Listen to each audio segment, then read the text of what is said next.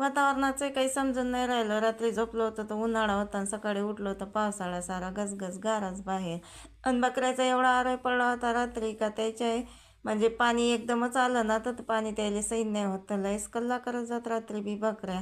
मग सगळे कामं उरकले आणि बकऱ्या सोडून दिल्या आपल्या.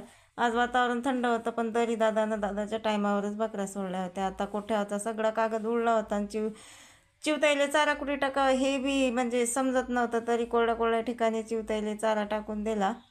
आणि आज लय मोठ्या चिवताई आल्या होत्या चारा खायला, कारण की त्याचा घरट्यावरचा सगळा कागद उडला होता. तर मग चारा टाकून दिला आणि मस्त मी साखर पाणी पिऊन घेतलं. आता पाणी पावसाळ्याचे दिवसात म्हटल्यावर पटकन आंघोळ करून घेतली आणि कपडे बी धुवून घेतले. हवा एवढी सुटू राहिली का लईत, पण थंडीगार हवा आहे. एवढं काही नाही. आमचा झेंडा पहा किती मोठा फडकू राहिला आणि सगळं वलंच वलं आहे आणि सगळ्या गवऱ्यावल्या इंधनवलं सगळं वलं झालं आज. चला तर मग भेटूया पुढच्या ब्लॉगमध्ये. व्हिडिओ आवडल्यास व्हिडिओ लाईक करा. चॅनलवर नवीन असताना तर चॅनलला सबस्क्राईब करा. बाय.